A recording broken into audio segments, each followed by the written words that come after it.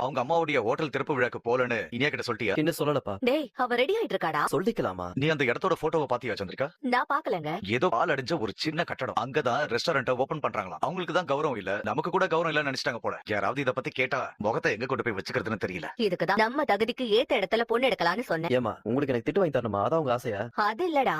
Sorry, கொஞ்சம் late ஆயிடுச்சு. போலாமா? It's okay. இந்த ட்ரெஸ்ல ரொம்ப அழகா இருக்க இனியா. Thanks aunty.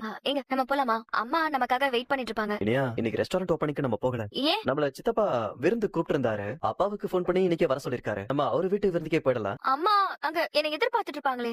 சொன்னா புரிஞ்சுக்க போறாங்க. ஃபேமிலி ஃபங்க்ஷன் போகாம எப்படி இருக்கிறது? சித்தப்பாவும் ஃபேமிலி தானே.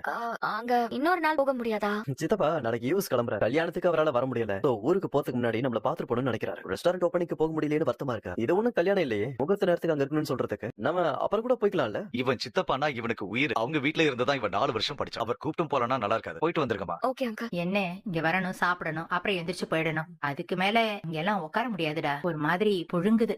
மூச்சு கூட விட முடிய மாட்டேங்குது. உள்ள கைய வேகமா நீட்டினா யார் முகத்திலயாவது பட்டுடும் போல இருக்கு. என்னம்மா எதுக்கு இவ்ளோ டென்ஷன் ஆவறீங்க? விடுங்க. டேய், இவ்வளவுண்டு இருக்கேடா. யாராவது சாப்பிட வருவாங்களா?